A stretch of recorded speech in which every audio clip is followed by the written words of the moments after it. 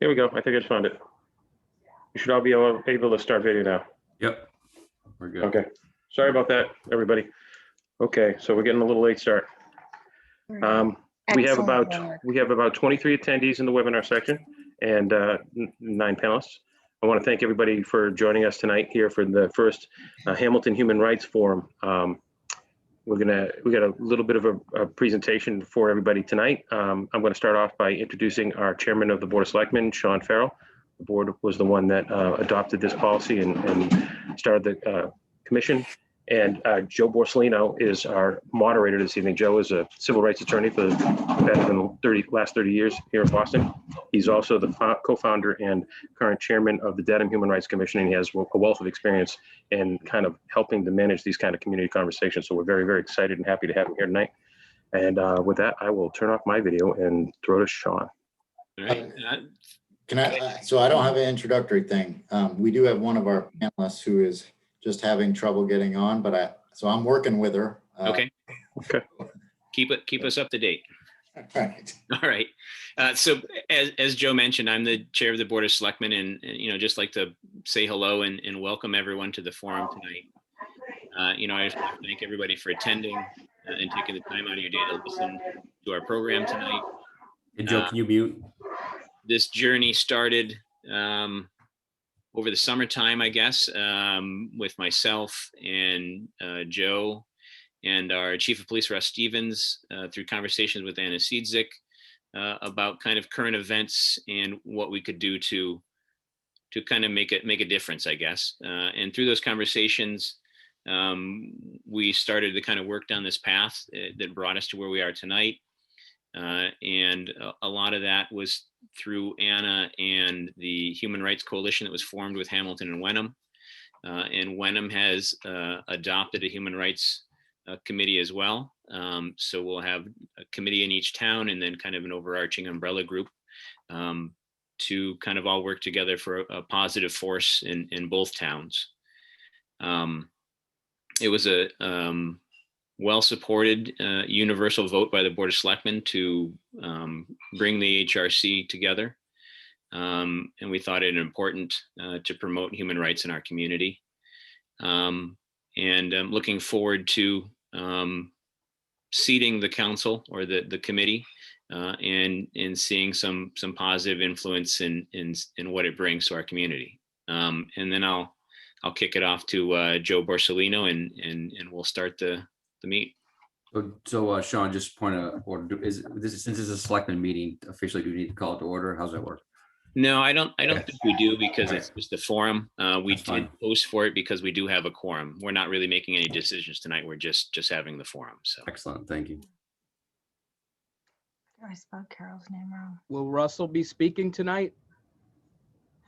Mike, As call Carol. earlier, Russell was going to be one of the 2 town speakers. Are you going to speak, Russell? I'm more than happy to speak. You might not be able to turn me off. I had you, Mary Beth, and Sean on, and I know Mary Beth can't attend, but yeah, go ahead and say a few words, Russ. Good evening, everyone. Thank you for coming, those who are intended. I appreciate everyone coming. This started, like Sean said, by Anna and the board and Joe, and a couple of us got together and we said, we saw a need for something like this. And to me, it's about how to get our community for all of us to feel included. It's about giving the people a voice, make sure everyone's treated fairly, make sure we convey trustworthy motives, especially from the policing. From the policing point of view, I want the people in town to be able to trust their police department and feel like they can trust their police department. I would like to have more people come into the PD. Let me open up the police department. Let me show you what it's all about. Do ride-alongs with people in town. So I really want people to know that they're part of the town and their voices can be heard.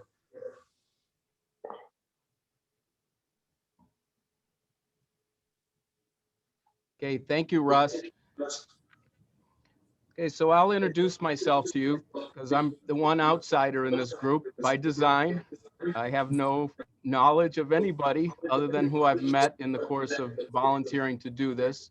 And I must say that it's been a wonderful introduction to your town. I can see the goodwill and the decency that you all have. And I'm very happy for what you're doing. I'll give you a little bit of a detail so you get an idea of who the person is that's going to be talking with you all Amanda, night if you can tonight. mute, please. There's no feedback through your, You getting feedback? yeah, it's all set now. Thanks. Okay, so we probably should have everyone turn off put their mute buttons on then when we speak one at a time. Is that better? Yes. Okay. Okay, so in a nutshell, I have been a civil rights attorney for most of my career. I was born in Chicago and transplanted to New England 36 years ago. And I've always been committed to the human rights causes. I grew up in a ghetto and projects in Chicago, transferred here to Chicago, to Boston, went to law school. And on my graduation of law school, I immediately started to volunteer at the NAACP in Boston. And I worked there as a young associate for a number of years, and I became the head of the NAACP legal operation in Boston and Boston metropolitan area. Deval Patrick was in charge of the state of Massachusetts and its connection with the Legal Defense Fund in New York. I was in charge of Boston and the metro area. And we handled about 500 cases a year, and they covered everything from gender, age, handicap, police misconduct, employment discrimination, housing, etc. And it was it's the best experience of my entire legal career.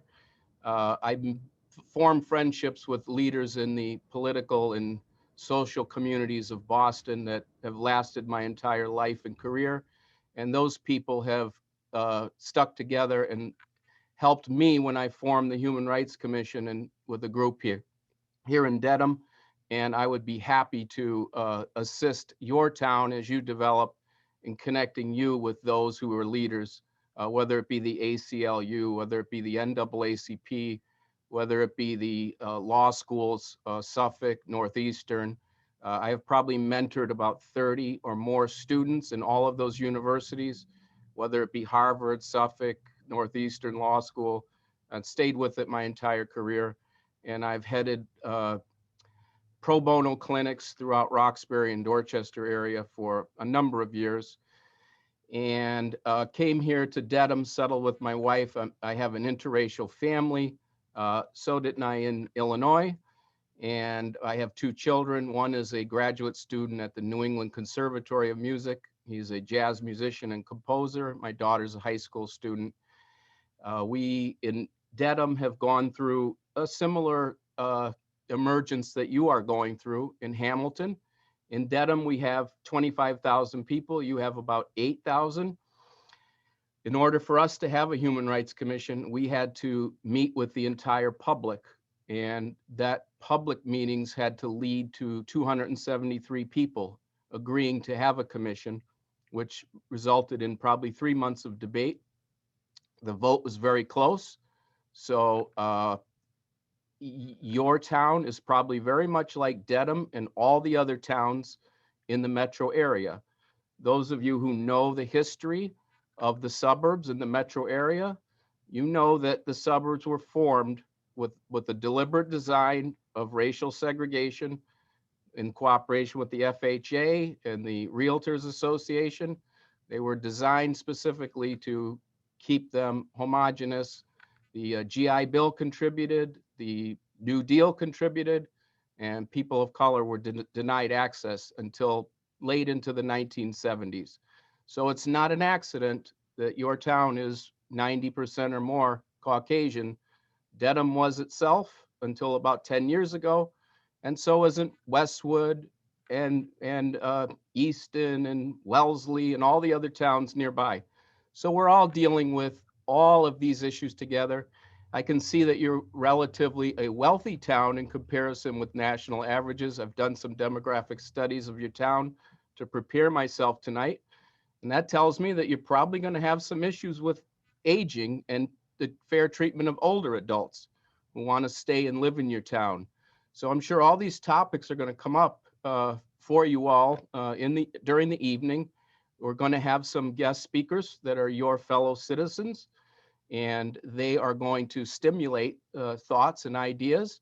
And then the public are going to be invited to first ask some questions to the residential speakers and use the Q&A at any time that you come up with a great idea or a thought that you would like to see addressed tonight. Please type in your Q&A and your town manager will read them and collect them and get to as many as we can.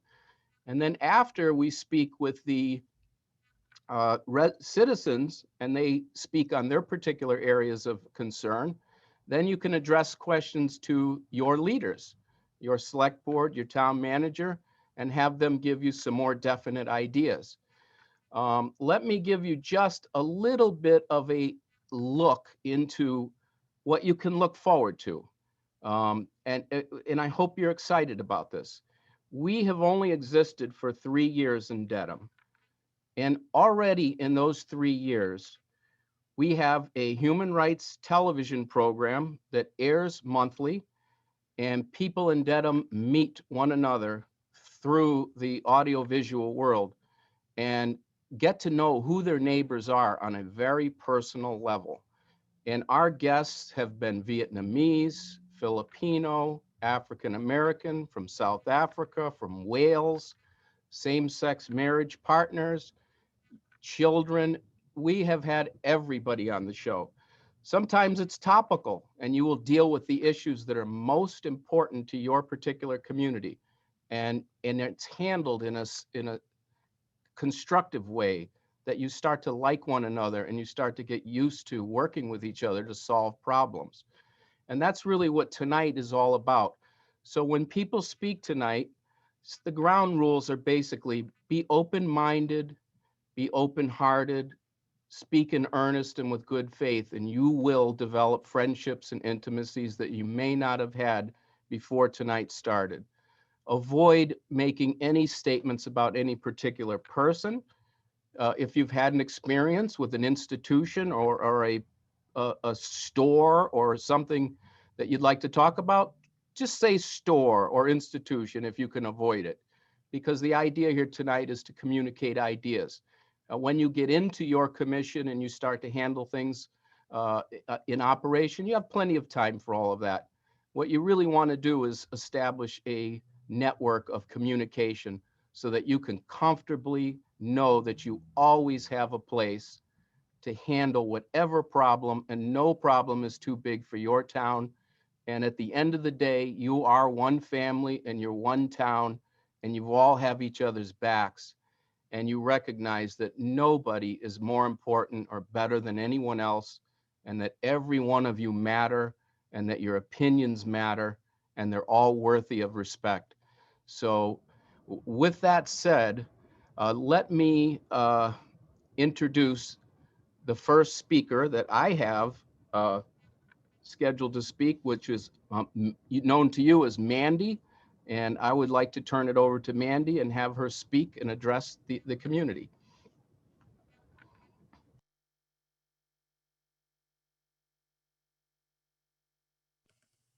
Sorry about that. I had to unmute.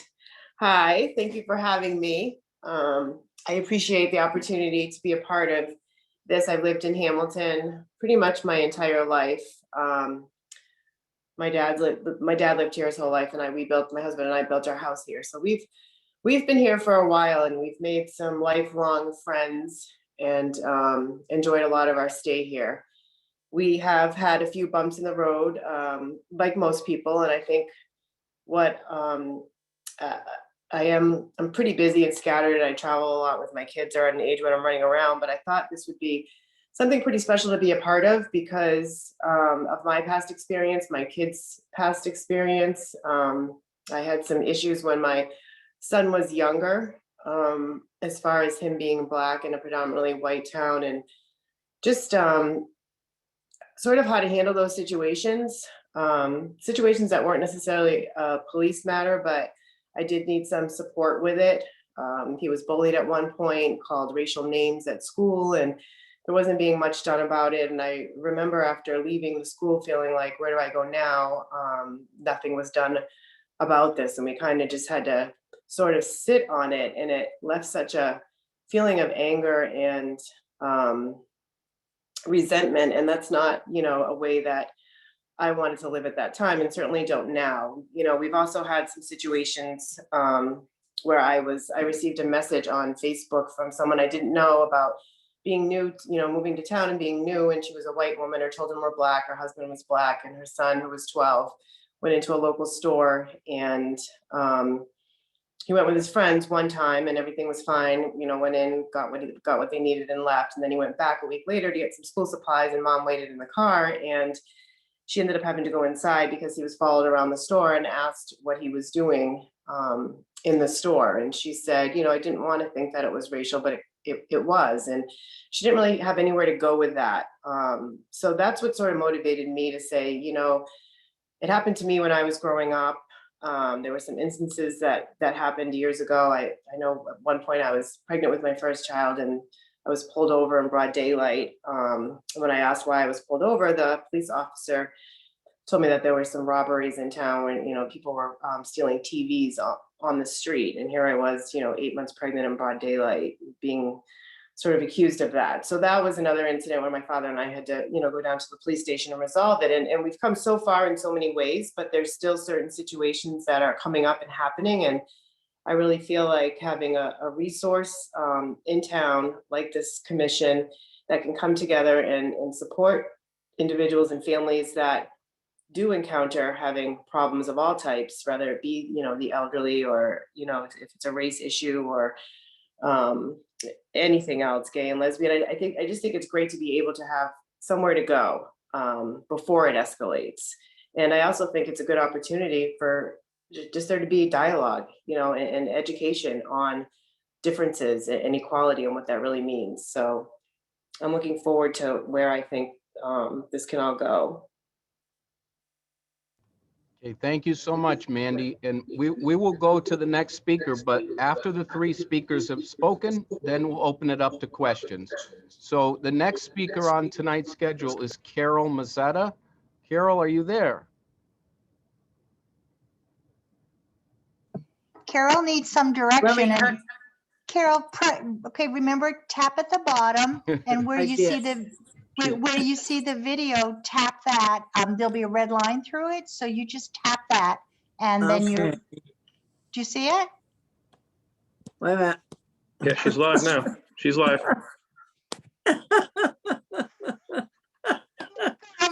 Come over there again. Don't make fun of me. I'm elderly. All we need, your beautiful smile, and we've got it. Oh my gosh. Carol, did you, okay, tap lightly on the bottom. Oh my gosh. That nothing is happening here. Okay. Do you, maybe Steve could go next, and I'll run over to Carol's house. No. Don't go running over. No. Well, people want to see you. Start video, is that it? Start video? Yes. No. I don't know. Okay, hold on, it came up a minute ago. Hey, Joe had a problem too. Quiet, you people were taught how to use a spoon by us.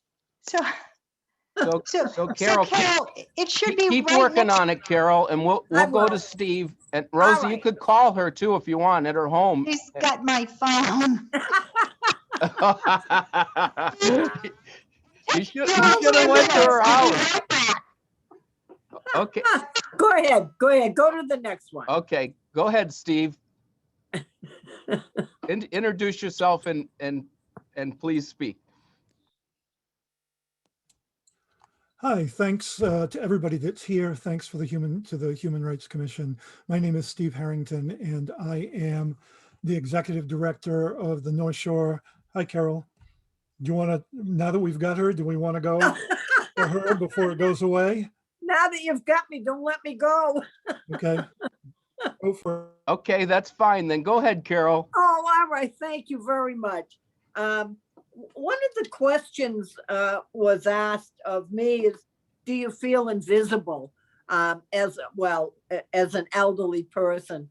Not really invisible, but I think our government, we need elderly housing badly here in Hamilton.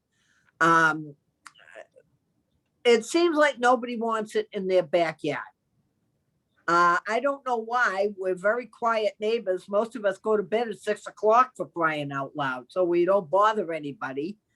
It's very hard to get the housing authority in Boston to repair the buildings here, to give the money to the directors. The only time it seems like the government wants to talk to us is when they need our vote.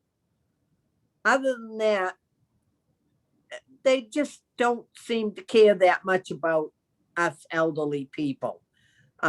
We have to be, we try to be our own advocates. Now, Hamilton is one of the few towns that doesn't have our own van. Wenham has one, Ipswich has one, but for some reason, we can't get a van for our seniors. So that's, you know, that's a problem when they need to just go shopping or something. They have to call CATA, and they're not always reliable, unfortunately. But that, you know, other than that, the police department can't be better. And the fire department here in Hamilton. We are so fortunate to have these fellows. They take very good care of us. And my husband and I took the Citizens Academy at the police department. We went on the ride along, and we toured the Middleton prison, and it was very enlightening because we could see what the police do every day, and it's not an easy job. But other than that, I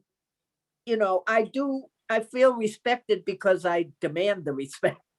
I just don't, you know, the old saying, you teach people how to treat you. And if you let them mistreat you, then shame on you. But not everybody knows how to speak up, unfortunately. And, you know, that's about all I have to say. I don't know if you have any questions for me at all. Carol, can I ask you, Yes. being an outsider and having gone through this in Dedham, what about the accessibility and use of public parks and sidewalks and so forth? Do you, and the tax base, how do you feel that's impacting? We're very fortunate where our housing is situated. It's a hop, skip, and a jump. Well, it's pretty slow hop, skip, and a jump for us, but the downtown is very close. The Hamilton Library is right around the corner. So we're very accessible here. I think this is one of the problems getting elderly housing. There's no land anywhere close enough to downtown. Is that what you have in mind? Hello? Yeah, just in general. And Okay. also in public parks. It's in a lot of towns, yes. the complaint is that it's all for the kids, it's all for sports.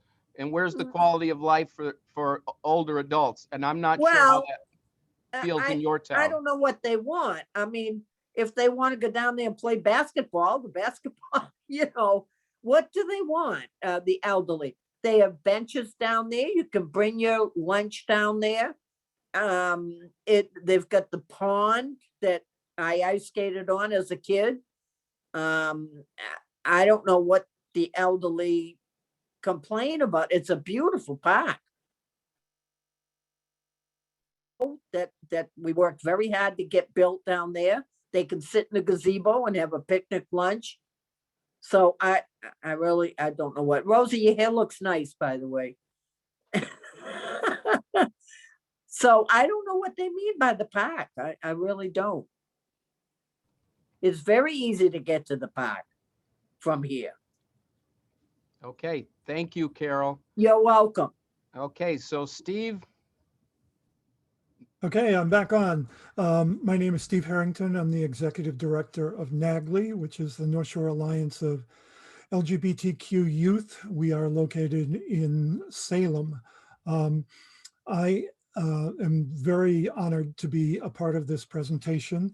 I am not a resident of Hamilton, but I'm very familiar with Hamilton and Wenham. My husband was the town manager in Wenham for 10 years, actually. And so I've spent a fair amount of time up there.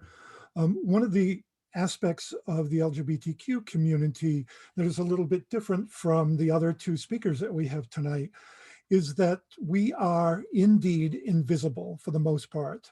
You cannot tell by looking at somebody usually whether they're part of the LGBTQ community.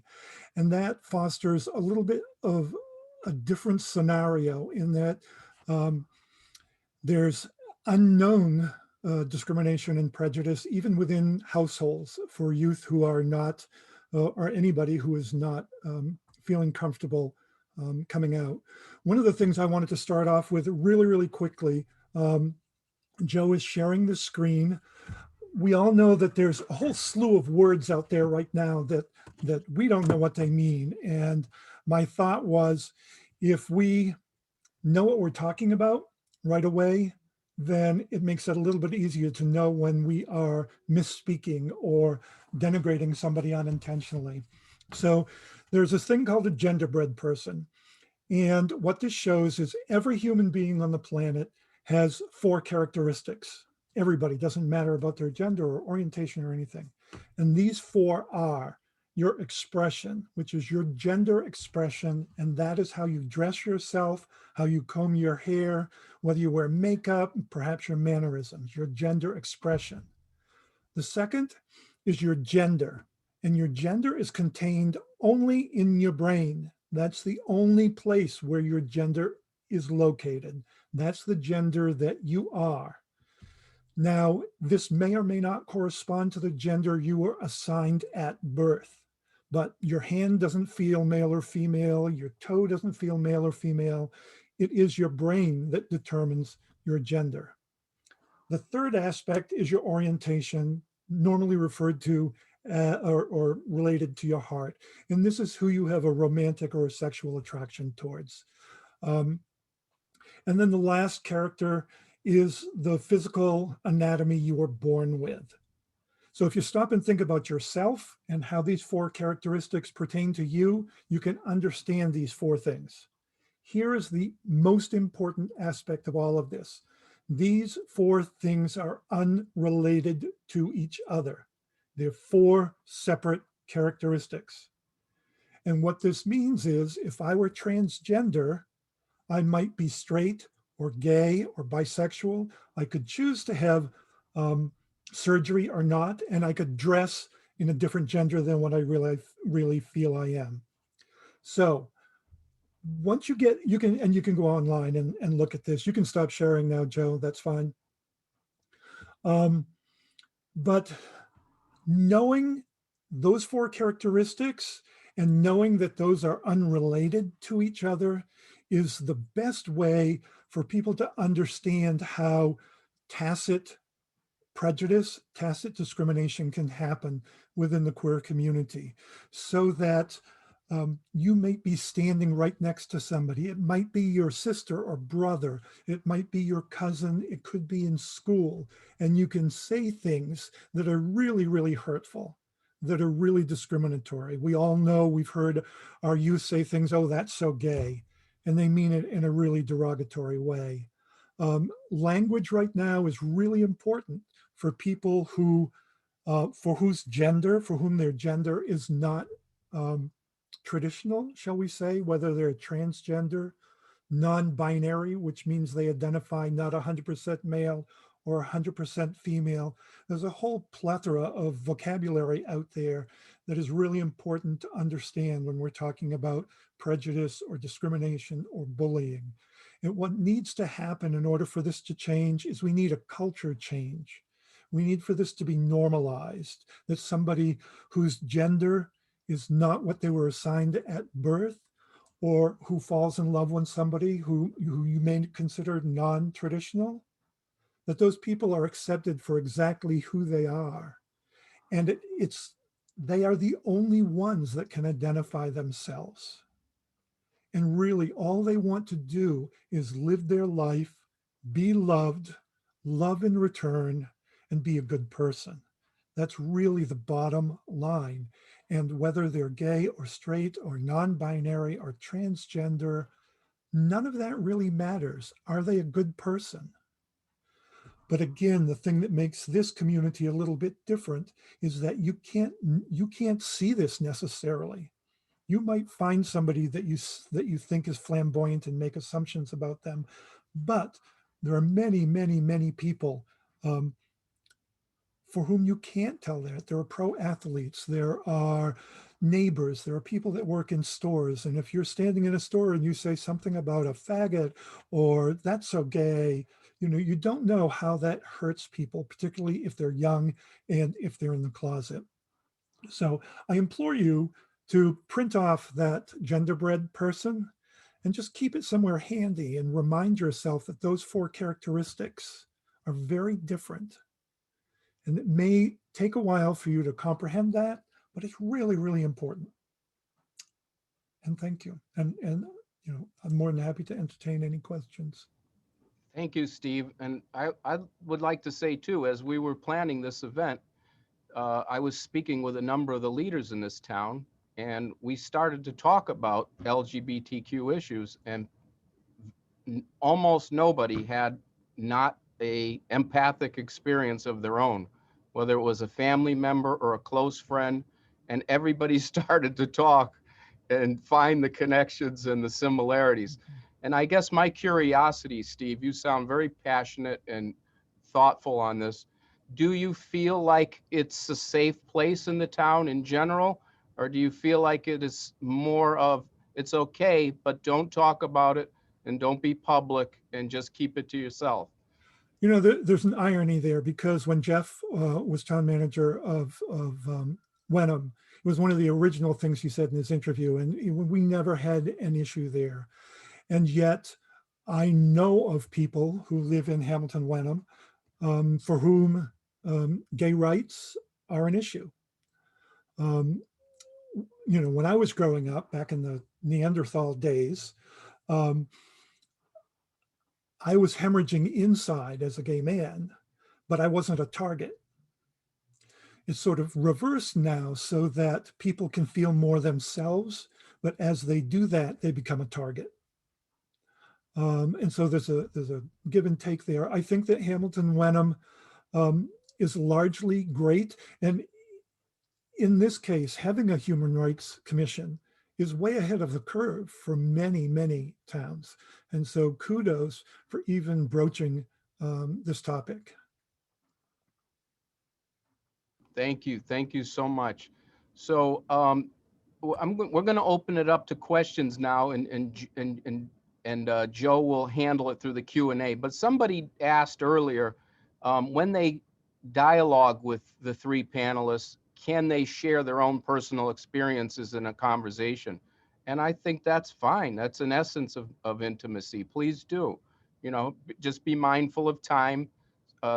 Try to keep it to 3 to 4 minutes if you can, so that there's enough time for everybody to speak and get to know one another. And as we just got to know Steve very much, I know for myself, I've just met him other than a few minutes before this, and I like him. I want to know him now, and I want to talk to him more. And I would think that that's probably a general consensus. Now I'm curious. So that's the whole idea here. Talk to you. So, we had a resident, Frank, has asked if he could speak and share some of his experience. So Frank, the floor is yours. Hi, this is Frank and Alice. Hello. Hi. First of all, I really want to thank the event organizer for this opportunity, because I can see that folks join here because there are feelings of hurt, or their family or friends have experienced something that they really don't want to experience ever again, or other people to feel that way.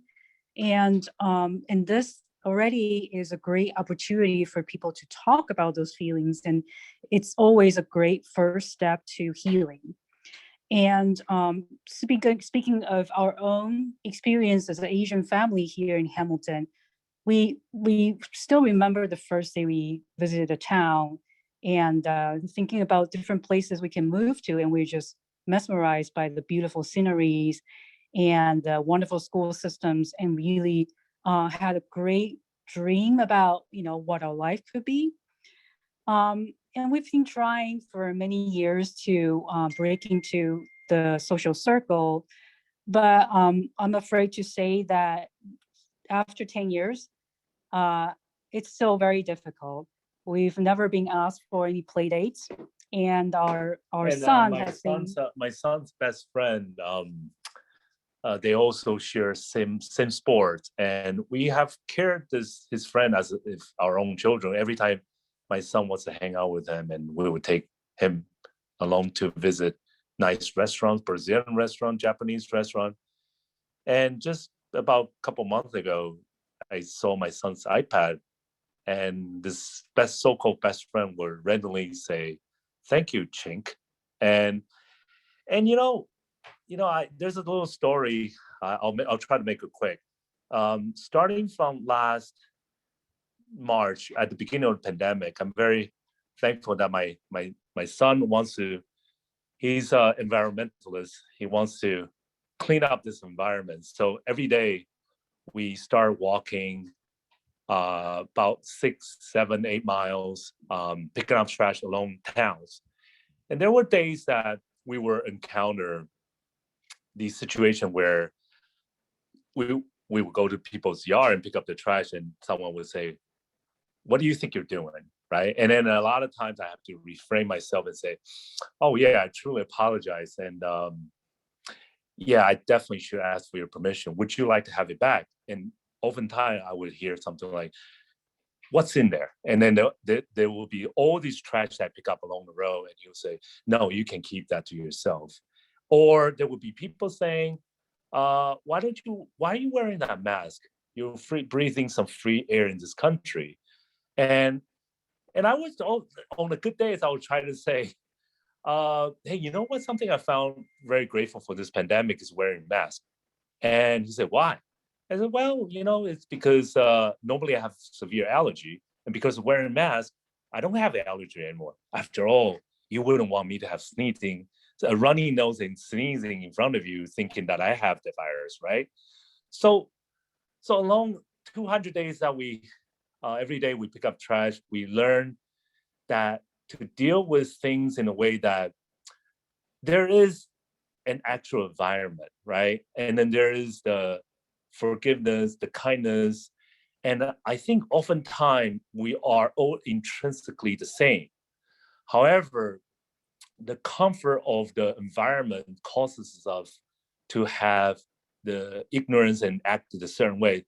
So Joseph, when you share with me that story, how you came from Chicago, it truly inspired us. And you further went on and tried to help other community. And we're really thankful for you to lend your knowledge to help other town. And so we can grow this community into a loving community. Thank you so much. Thank you so much, Frank. Wonderful. Okay, so would others like to then ask some questions to the panelists? Joe, do you have questions? Yeah, we got a Q&A section going here, so people are putting them into the Q&A instead. So for Steve, a resident asked, she appreciates that you said we're doing pretty well in Hamilton Wenham, but can you speak more about the depression and suicidality among LGBTQ youth in our town and every town?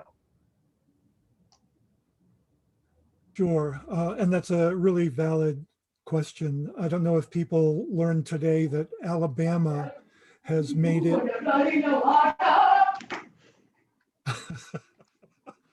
Okay. That's me. Alabama is on the brink of passing a law that makes it a felony to help any transgender youth under the age of 19, and you can spend it as much as 5 years or $120,000.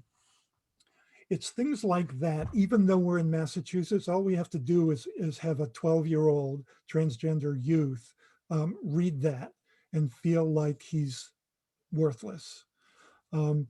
Statistics have shown that in Massachusetts, our rates of suicide, our rates of depression, our rates of homelessness, even though we're in the forefront of all this progressive action, match the countrywide. 48% of LGBTQ considered suicide in Massachusetts. last year. Depression, anxiety, homelessness, 25% of high school queer youth in Massachusetts have been homeless at some point. So our figures mirror those of the rest of the country, and it's a real shock and surprise to hear about Massachusetts, that our statistics are just as bad as everywhere else. So I appreciate that. We have tons of hotlines. NAGLI has our own rapid response team. If you know anybody who needs help right away. We also have COVID-19 funding right now. If you know a youth who is suffering financially, please let us know. We do have those funds available through Essex County Community Foundation. Okay, just, I don't know. Okay, Just sort of- great. That's great. Thanks, Steve. I appreciate that. I'll move on to the next question so we can keep people moving. Hey, For Joe, Joe. some people on the panel want to comment too, so Oh, just don't okay. miss out on us. All right. I'm sorry, it's Rosie. Could I just make a follow-up question to Steve? So Steve, and maybe I'm wrong, but the way I understood that law in Alabama is that young people who are under the age of 18 cannot, well, it's predicated that they should not be able to go under sex change operations without parental consent until they're 18. Do I understand that incorrectly? No, it's any care. If any care is given to Okay. any youth, any Yeah. gender related care, a youth under 19. So it relates to anything. It's not just. Okay, so thank you for clarifying that for me. Who, maybe anyone else on the panel like to respond or ask a question before I move on? I just have a quick thing, just to Frank's comment, family earlier. As soon as he said about the trash picking up, I knew exactly. No, it is. Even though we've never met Frank, I just want to say thank you. Yeah. Okay. Thank you so much, Sean. I think people should also know that the community house recognized him as one of the hometown heroes this year. That's right. He and his family, so that's great. That's right. Unfortunately, there's negative Bravo. everywhere, but I'm very happy to see the community organizations do recognize the good work of folks like Frank. I think we'll get to the next one. For Joe Borsellino from a resident, what are some of the issues that Dedham HRC has addressed? So when you get up and running, you are going to address all the issues, and those you're talking about tonight and those that you didn't think about until tomorrow. We have addressed just about every issue that I can think of. In these 3 years, we have had a mental health program that spanned 3 to 4 months. It was a 12-night program, and we dealt with suicide and depression. We had 5 mental health professionals from regional health facilities and clinics and hospitals. We had a book read on mental health for everybody in the town to participate in. We had music and art programs for the kids. We involved the Children's Room from Arlington, which is a home for families that are survivors of suicides and death of children.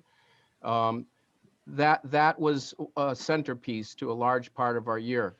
We have had to deal, as your town will, and every town deals with racial issues that Frank has brought up and Mandy has brought up.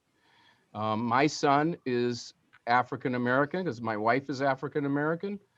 In America, as you know, if you're brown at all, you're black. You're not mixed, you're black. So my son, during the Ferguson, Missouri killing and subsequent killings of young black males, started to get high anxiety, started to pull his hair out of his head and take chunks in his hand. And he, being a very deep thinker and unknown to me, wrote a letter to our police chief and walked the letter over to the department and asked if he could please meet with the police officers to help settle him and make him feel safe in his town. And the letter was not responded to, and he wasn't responded to. And when I found out, I started to call the police department myself. And I was put on hold and paused, and I wasn't even, I even went to the extent of saying, I'm right across the street. You can see me in the window. I'm waving right now. We're neighbors. Well, you can handle that one of two ways. You can take that as an insult and you can dig your heels in and say, I'm never going to trust this town or this department. Or you can take it as an opportunity to get to know somebody, which I did. And I'm happy to say that the Human Rights Commission and myself are hand in glove with the police chief in Dedham. We've become best friends, and we have worked together to revise the town's de-escalation policies after the George Floyd murder.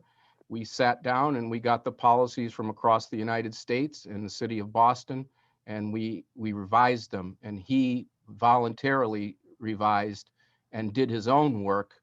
And he also does the accreditation work that 75% of the departments don't do in Massachusetts that they're supposed to do. So he keeps records, he keeps track of anything that has to do with profiling or hate crimes. He keeps the documentation that's required. He offers citizens academies that gives instructions to the town of Dedham and its members. We have connected, and his name is Michael D'Entremont, and I hope that, Russell, you get to meet him at some point. I'd be happy to, again, let you overlap. It's not only your town that I'm working with, but I've worked with Hingham, Duxbury, many other towns, the police chief of Westwood, because it's a regional thing and it's something that we can all do for one another. But our chief now meets with families of color, whether it's going to their home or whether it's inviting them to the department, and they talk very intimately about fear and about profiling and insecurity in the town. We have developed what's called an anti-racial coalition in Dedham. We went from being a 98% town Caucasian to one that has now almost a 15% student population of color. So the anti-racial coalition grew to 1,000 members before the end of this year. And the chief now meets with the anti-racial coalition on a regular basis. It's a wonderful, wonderful collaboration, and it's all the difference. And I am confident that your chief will do the same. And I think it's important to say that one of the things that we've worked on is to listen and to not be defensive, and at the same time, don't be overly aggressive. Because when you're not defensive, you're going to listen and you're going to inspire trust. People of color know. They know that in Massachusetts, for instance, we incarcerate Black residents 9 times more than whites. That's 3% more than the rest of the country. They know that the stops and frisks and detentions are astronomically higher. They know about how they're treated in stores and perceived. So if you deny and you get defensive, you're not going to inspire the trust. At the same time, if you brush and paint everybody with the same brush and attack because you're so afraid that you're going to be hurt and disappointed, you're not going to meet Russell and you're not going to find the best of him. So this is another thing that we have done in Dedham. We have worked with our library. Our library is a resource that reaches out to the whole town, including the school children and the families and the adults. They have provided resource guides to everyone in our town for issues of mental health, for LGBTQ resources, for housing, for domestic abuse, for sex trafficking, everything that you can think of. And it's an ongoing relationship. The Historical Society has formed an alliance with our Human Rights Commission. I'm not sure if you have one, but the Historical Society amended its platform, and its platform is now to tell the stories of those whose stories have gone untold. They have, and with my assistance in the Nobles and Greenough School, have approved a student senior project and opened up the archives and microfiche of the newspapers dating back to the 1700s, found the slave records of the wealthy family owners that founded the town and whose streets and buildings are named after. and we have looked up restrictive covenants and deeds. We work together all the time, and we do webinars and programs on a pretty much daily basis. LGBTQ, we'll be working on doing a flag raising for Pride Day in June, and we're also working on a Juneteenth celebration with families of color this June to recognize it. And one of the accomplishments I'm most proud of, and I have shared it with some of your select board members, we do one of the best Martin Luther King celebrations in the area outside of Boston. We attracted 500 people to the first event, and we have, our speakers have been the first African-American commissioner of discrimination, who is a very personal friend of mine and worked with me at the NAACP 30 years ago.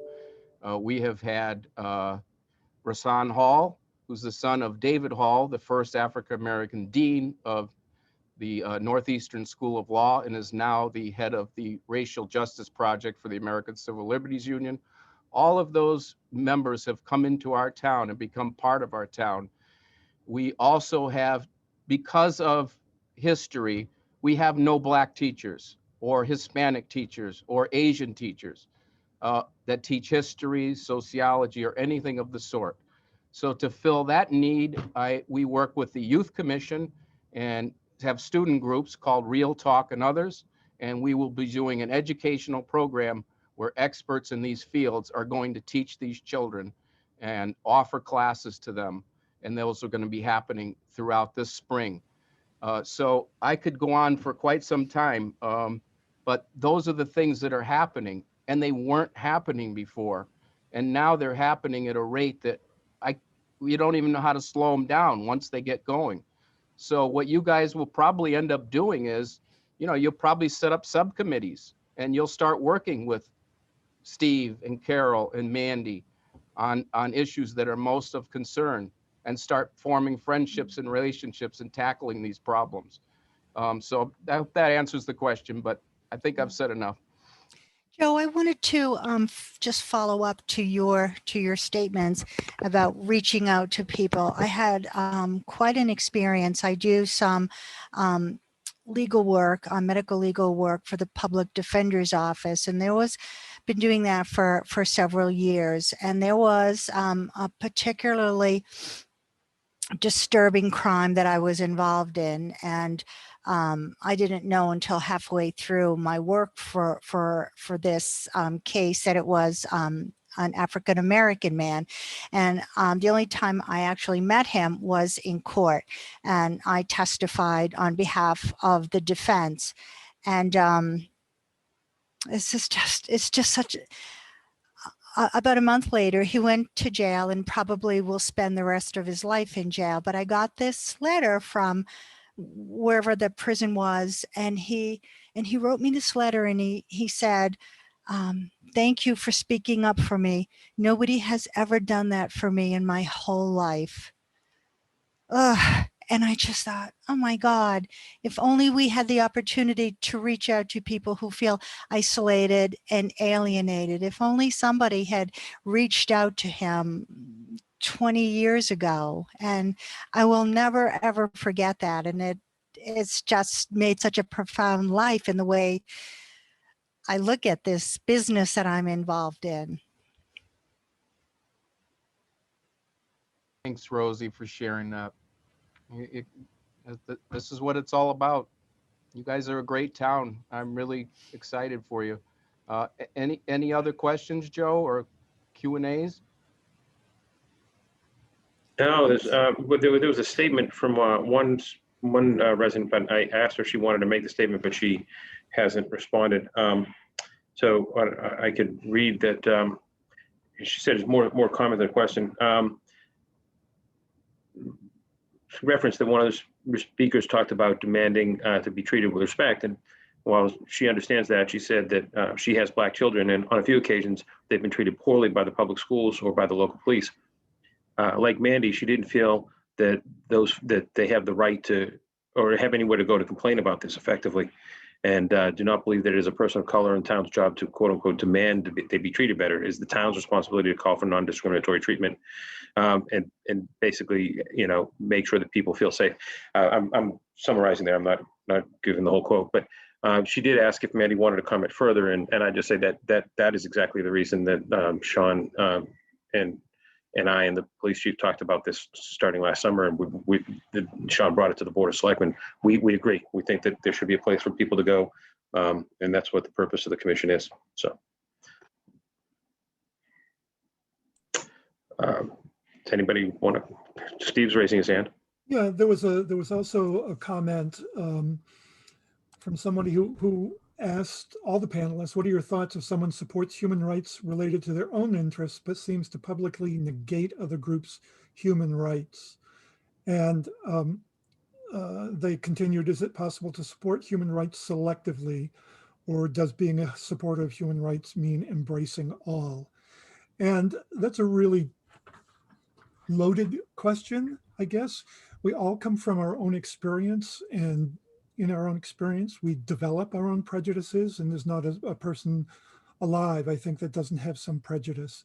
But once we become adults, we have a responsibility to open up our minds and open up our hearts and try to understand other people as equal human beings. So for me, it boggles the mind to think that I will pick and choose who I respect and who I honor. But you know, we, in some ways, every one of us does that. It's just the degree to which we do it and whether we're vocal about it or not. But it's a really loaded and wonderful question. Yeah, that's a fair and honest answer too, Steve. You're a real credit to this town. The thing with human rights is it transcends a lot of the positive law and a lot of the regulations and rules that you might choose for yourself in your own personal life or in your church. And then it comes in conflict. And what Steve says is true.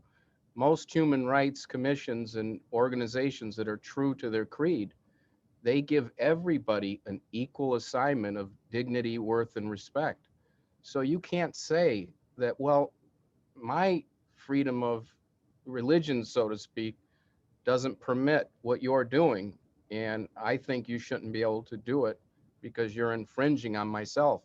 You can do that in a local community that agrees to a certain set of principles, but in a human rights commission in a town, you can't do that. You have to accord that equality and dignity to everybody.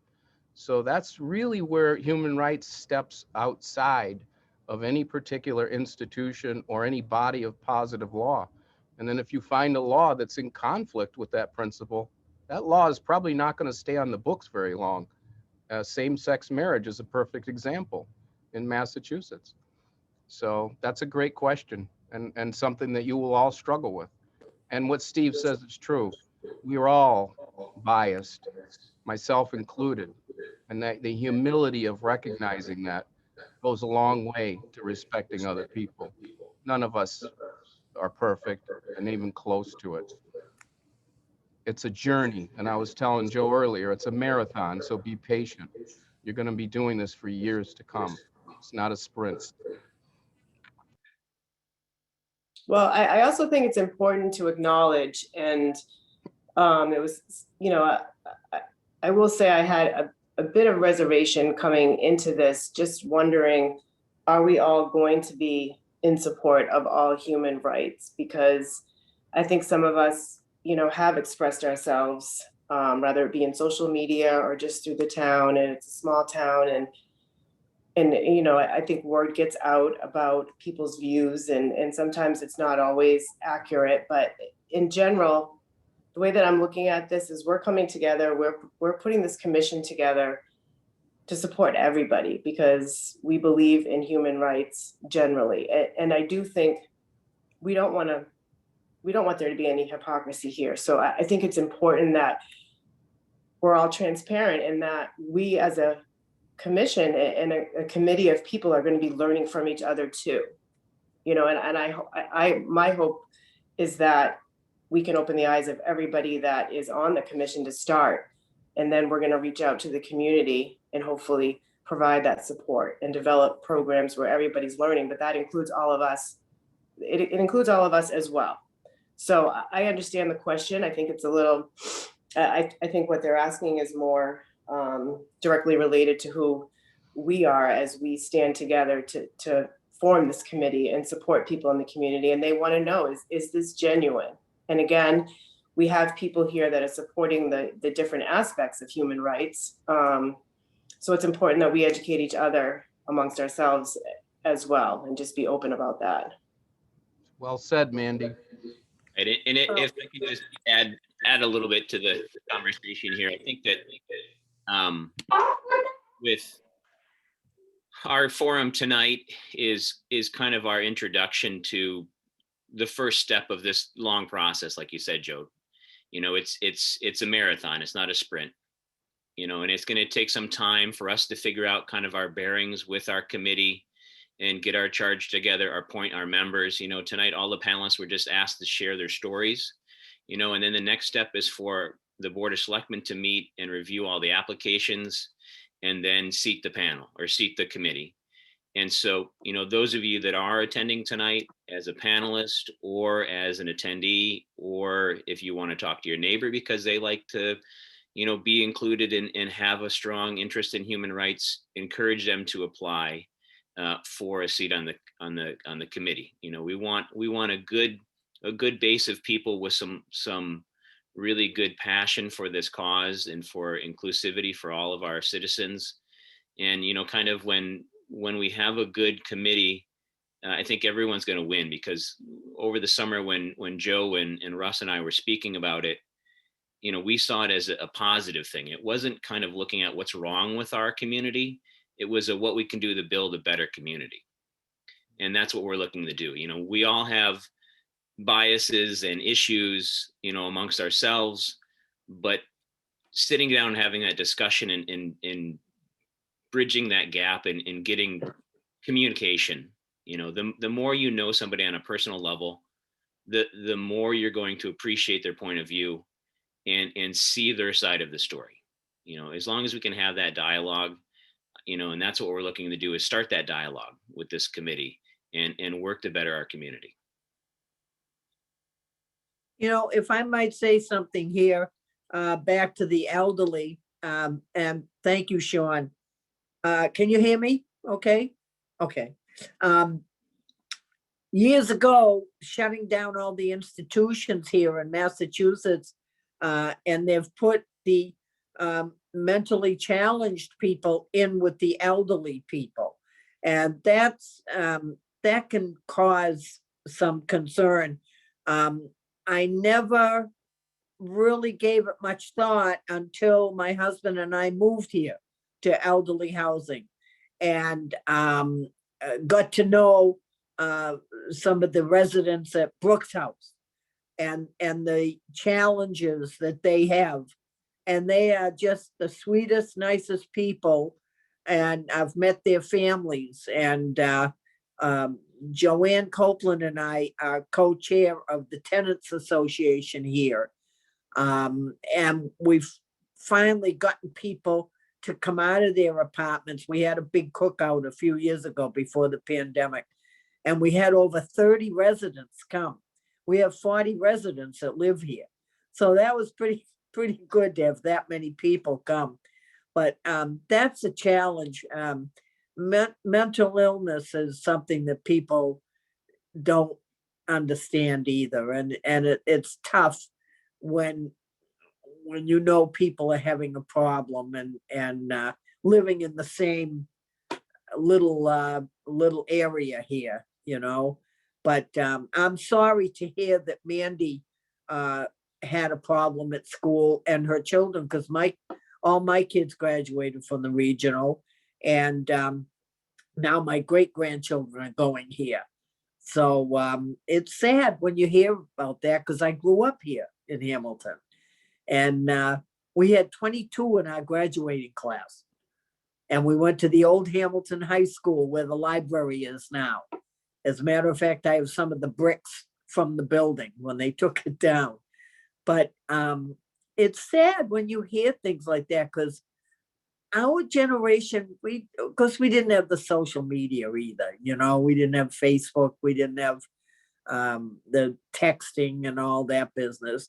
As you saw, I had a problem tonight just trying to get on. But I'm finding even at, I just turned 80, I'm a little more tolerant than I used to be. But I'm sorry to, and I'm Frank too, I'm sorry to hear that this Frank has had problems with his kids doing play dates. That amazes me. I thought this was a community that they wanted to be united, and I think Hamilton is mostly a Democratic community, which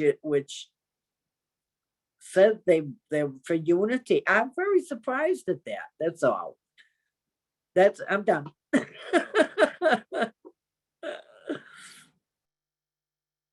Okay, another one, Joe? Yeah, Another we have question? a resident that's raised her hand and asked to be identified, so I'm going to allow her to talk. Allison Jenkins. Hi, how are you? I just want to say that I don't think it's that unusual that the town is less tolerant than it probably could be and should be. I'm white, so I haven't found any issues, but I do know that people that approach me, even a little family that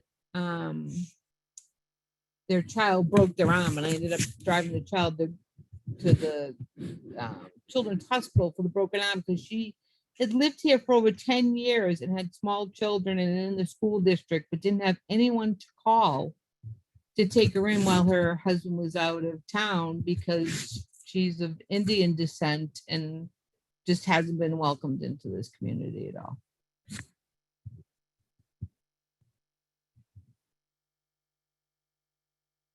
Yeah, and Allison, no matter how advanced you get, you're going to have that, and it's going to stay and it's going to exist.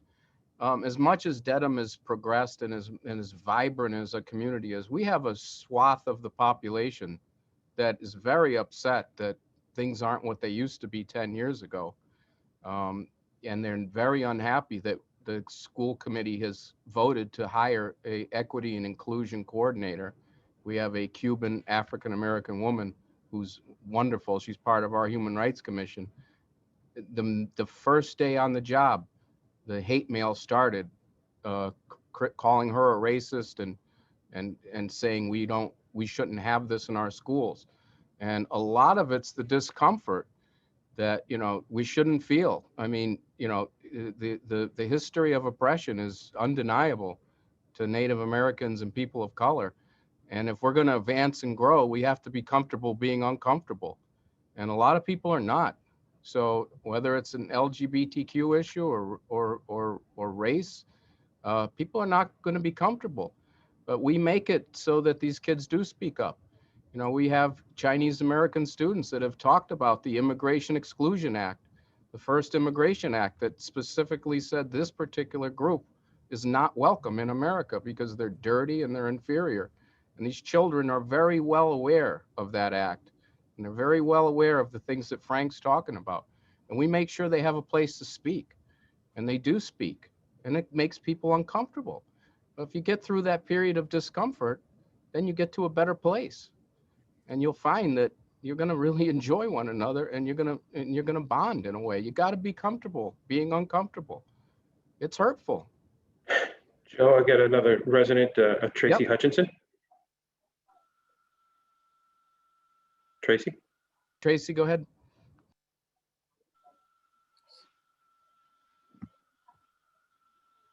Looks like she's Hold on. Got her. Hi, Tracy, I am. I'm actually a resident of Wenham. And first of all, I want to applaud all of you and thank you so much for bringing all of these issues to the forefront. I think it's a huge part in our community where communication is key, period.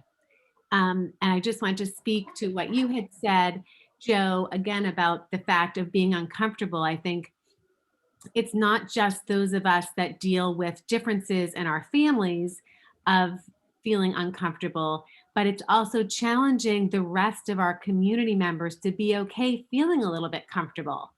My quick blip. So first of all, I also just wanted to commend Frank and Alice and raising wonderful children and being incredible role models for how to be successful and do the right thing despite feeling oppressed in a community is huge. And Mandy, you, I have seen firsthand in so many ways, both advocate for your children and mine as well. So I want to say thank you to both of you. And obviously, Jamie, it goes without saying, you know, my heart is there with you and all of you. So I just wanted to give a quick, my son Ben is very significant special needs, medical needs. He went through he has a seizure disorder, and at different times in his life, I have put things out to his classmates and parents and things like that to just explain, hey, if your child comes home and asks a question, here's what's going on.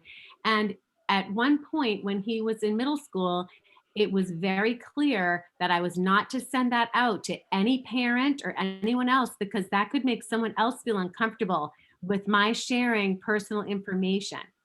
So I do think that there's a place, as you said, Joe, for all of us to sit with our own discomfort, but also challenge our community that it's okay to feel uncomfortable sometimes, and it's okay to ask questions sometimes. And if we're going to be open and discuss things, then we need to be open and honest in doing that. And as you all have brought up, also being accepting of all people. All people are special. Beautiful, Tracy. Thank you so much. Can I make a point about that? You know, we're talking about being uncomfortable. One of the things that was brought to Natalie's attention, there are many spaces that are called safe spaces, and we all know what that means. There's a new model out there called a brave space. And if you were to go out and look up Google safe space versus brave space, you'll find that the basic tenet of it is you have to be comfortable being uncomfortable with topics. It's a really brilliant study that's been done and a model that's been created where you don't say, let's agree to disagree. You say, let's talk about this. Let me understand you. You can understand me, but you have to be comfortable being uncomfortable. So I advise you to go out and look at that Brave Space model. It would be a great model for the town to undertake as well. Thanks, Steve. Okay, Darcy, you've been smiling, affirming all the speakers, wagging back and forth. We gotta hear from you now. All right, I have a theory that over time, as people get to know one another, they will intermarry, and we will have lots of babies that are of every kind of creed that you can imagine. And I just think that's going to be the end point. I think it's going to come probably faster than we even realize. I just think that's where our hopes will be for the future. That's all. Thank you. And I can't wait. I think it's going to be great. Okay, well, we still have another 10 minutes, at least as the planned portion of the program. I have to say, though, you guys, it's not even your first day and you're already doing it. I got an optimistic hope for your town. You guys are really great. Yeah, I have to say, I'm really enjoying the personal stories and Tracy's story. One of my lives, I'm a nurse, and I just cannot imagine why it would be frowned upon to send information about a child's illness so that people could understand, because kids ask questions. And I think if you can tell your child about another child's story and you can tell it in a humane and compassionate way, I can't see any other reason. I mean, I cannot see any reason to not allow that. And obviously, as you were saying, Joe B., that maybe it's the administration's discomfort with that. But boy, that's something we definitely need to talk about as well, because I'm all for talking about things. I so value people's opinions and their thoughts about things. And the more I can understand people, I just feel like my heart is opening and really valuing the opportunity that people are giving me to listen to their stories. So thank you all. You know, one other thing I'd like to say on that is that we are starting the kids off early in Dedham.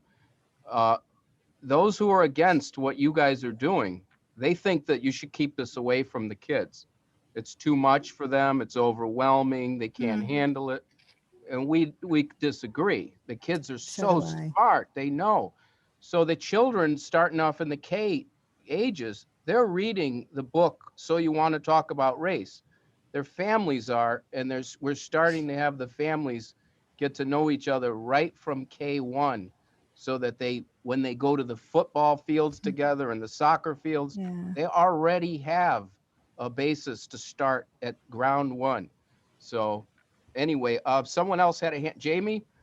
Yeah, so I could have tons to say, but I was actually just chiming in. And so, you know, if there's time at the end and people want to hear me talk, that's fine. But I think we've said it in the chat and maybe some other places, but just so everybody knows, the commission is not, the commission's been approved on paper. It's not actually formed. You can apply, and we will want to get it going. Yeah. Just a bunch of people have asked. So we've got a couple of other attendees that have asked to be recognized. A Young Hoon Yoon, I've activated you, Young Hoon. I hope I'm pronouncing that right. Yeah, no, you're good. Thank you. I just go by Yon. Hi, thanks for this space. I'm really excited for the work that you all are doing and stories that you're sharing.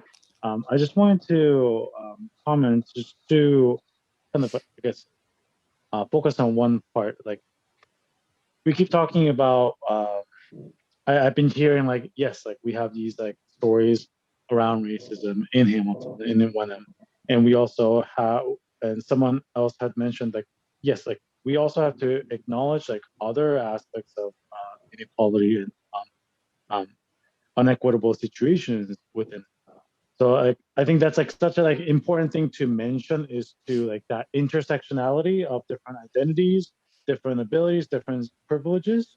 But we also have to understand that like racism in our country, in this town, have a very specific history, very, very specific set of events and dynamics that we have to like, acknowledge in order to combat that. And having said that, I also found I'm sorry, I don't know who said this, but like, found the comment about like intermarrying interesting, because yes, like that's interesting way to think about like race and how people think about race. But if we do not teach our children, if we do not teach ourselves, if we do not openly talk about how to empathize and do our research and seek different perspectives, there's going to be another thing, right? Even if racism will be gone, even if racism is gone in like, 2000 years, like there'll be something else popping up that will create inequality, that will endanger human rights. So I just wanted to kind of, I wanted to make sure that that's also said. A couple of folks have asked about the applications and where they should go to and what the deadline is. The applications are on the website if you haven't got one. Jamie also shared them in the chats. That you please submit them to the town manager's office, then we'll get them to the Board of Selectmen. The board will be, they've been waiting to appoint this commission for some time now. They wanted to have this evening's meeting first, so at an upcoming meeting somewhat soon. So there's not a deadline per se, but there are 5 at-large spots for residents of the town. And the goal is to try to represent various different groups within the community as much as possible. So if folks could, folks on the call tonight who haven't already applied, if you could apply to give the Board of Selectmen as much to chew on as possible, that would be helpful. And we'll try to get them all those. If you could have them to us by the middle of next week, Tuesday or Wednesday, that would be great. This may be on the subject. This may be a subject on their agenda on the 15th. That agenda hasn't been set yet by the chairman, but just in case, if you could have them to us by early next week, that would be helpful. I think Tracy wanted to be recognized one more time as well, if people feel that we have time. Tracy. Tracy, you're muted. Sorry, can you hear me now? Yes. I was just wondering if it would be possible, if this is one of those committees I feel strongly would be great to have as a joint community committee. So Hamilton, Wenham together, because we do function so much together as human beings and in our two towns. And I think it's almost a shame to have two separate committees for these two little tiny towns when we're really function, especially with children in school, as one. May I take that?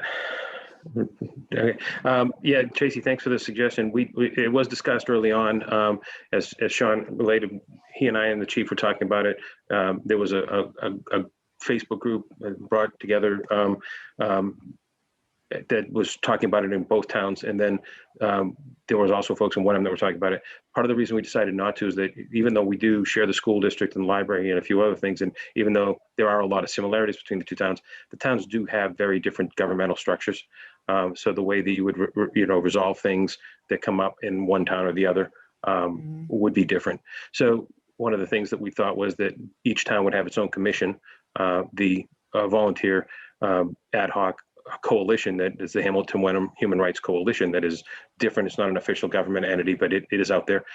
Each commission would be able to cooperate and collaborate with the others, and we'll definitely be looking for some defined relationship with the school department as well. So I understand the thought. We did discuss it, but in the end, the governmental structures of the two towns just made it cleaner and easier to have two separate commissions. Thank you.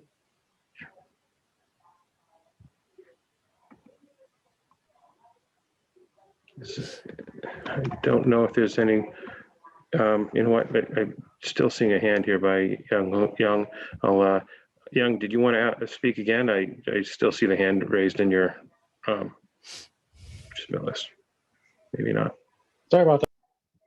No problem. Okay.